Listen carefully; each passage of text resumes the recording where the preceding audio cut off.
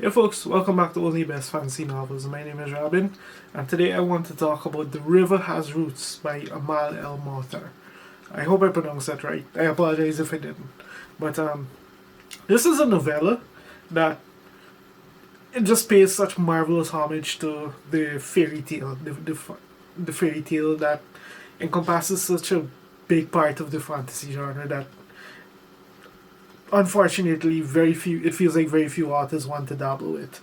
Um, in particular, it kind of felt to me like she drew inspiration from two of the more notable classics of that particular style of the genre.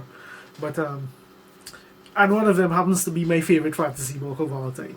So it really shouldn't be a surprise to say then that I really love this. I really love this novella. Anyway, let's get into it. What is The River Has Roots even about? It's the story of Esther and Isabel Hawthorne, sisters who they've sung to the willows since childhood. They're deeply bonded and they promise never to be apart. But when Esther has to choose between a mortal suitor and her fairy realm lover, they find themselves at a dark crossroads from which there is no coming back. Um, that's kind of a short tease to what the story is about. It's a novella, so I'm not going to go into too much details. But like this is the first thing I've ever read from Amal El-Mohtar, and I honestly wasn't sure what to expect. What I did find was just wonderful prose. Like she did such a spectacular job of capturing the essence of of the fairy tale. Like if you read fairy tales that like especially those that kind of delve into the like harken to the classics essentially, they just have this mythic, ethereal, maybe not ethereal, but they just kind of have this mythic, this kind of mystical feel to them, and she perfectly captures that in the way that this story is narrated.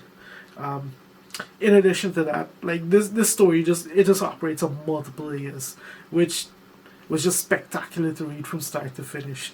I'm not even going to pretend I understood everything that I read in this novella, but yeah, I'll get to that. What I'm talking about specifically with that later. Um, like I can't describe like yes, this is a novella. Yes, it's short, but I can't describe how wonderfully she was able to just kind of suck me in and just keep me hooked and just keep me reading. Um, One of my favorite things about this novella is just the way that it just kind of plays with fairy and the way it interacts with the realm. Like we have the usual the usual shtick with fairy realms where there's a dissonance between time and space, but we also have the inspiration that it draws from Anonymous in particular, which is my favorite fantasy book of all time, by the way. In the setting, in the fact that there's a river in the title, so it's not a spoiler to say that there is a river involved, and things happen with this river. Um, Very strange, very magical things happen with this river. So that was there's that, and that actually plays a major part in the story. Not just in laying the ground, kind of laying the boundary per se, but in just the way that it comes in, the repercussions of that river existing, just the way that it kind of interacts with the story throughout. There's that. And then the other, as I'm on the topic, I may as well mention like the other classic. I think this novella was kind of heavily inspired by. I think it drew inspiration on Christina Rossetti's Goblin Market, because as soon as I heard the setup with like two sisters and whatever, that was the first story that came to mind when I heard this is also a fairy tale, and as the novella played out, like that impression just kind of got more and more reinforced in my mind. So so yeah, anyone else who's read this, who's also read those, just feel free to drop a comment and talk about it if you're interested. Um, but yeah, but the other interesting thing, and for some people maybe the more interesting thing, is that this novel plays with grammar and perception, um, and just the way that words in different contexts, like especially the English language, like English doesn't make sense sometimes, and Amal El-Mohtar kind of has fun with that, in the way that words in different contexts have different meanings and that kind of thing.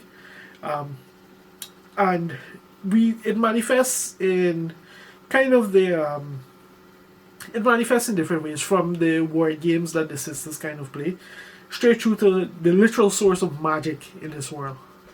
Um, and the way that it kind of changes objects on exposure and that kind of thing. Like, it, she's doing a lot of things there with grammar. I'm not going to pretend I understand most of it, but that's kind of what I got from what I read there. Maybe if I weren't so absorbed, I would have read more slowly and probably understood more. I don't know. I just couldn't help myself. I just had to read this. But yeah, like, and that kind, like that, the way she sucked me in and just had me going, that kind of draws me into like the next big thing I really want to talk about this novella. And it's just that, like all fairy stories, this thing is far from sunshine and rainbows.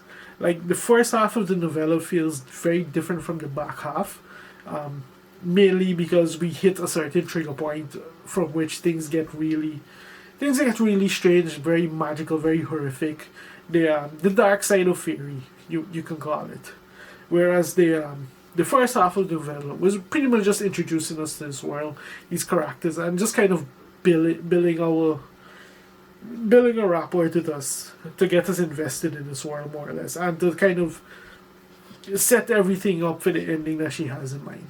So, like, it kind of felt like the first half was just this compelling read, and then from the back half, when that triggering event happened, straight through, it just kind of felt like one huge climax, which is really not that hard because this is a novella. Like, this is short at the end of the day. This is a short read. I don't think this novella took me more than an hour and a half to read through. I'm not going to talk about this anymore, actually, because like this is a very short read, and there's quite a lot you could unpack about it, but it's also so very easy to spoil it, like, if you get too deep into it. So let's just satisfy it to say that this was just a marvelous read for me. I can easily see it being a favorite of the year, not only because of the fact, but that because it draws inspiration, as far as I care at least. And I think she did actually mention this in the postscript, but it does very much channel quite a bit of the spirit of Blood in the Mist. But yeah, like, for me, this was like a really wonderful first taste of her work, and I would love to see more long form work from her. Like, I honestly wouldn't be surprised to find out that this novella was like a setup or a precursor to like a novel that she has waiting in the wings for us. Like, I could hope, I could dream, right? But yeah, if you're interested in this, absolutely check it out. It's probably going to be one of I'm probably going to keep mentioning it as one of the best things that I read this year. And yeah, if you've made it this far into the video, drop a comment. Thank you very much for watching, and I'll see you next time.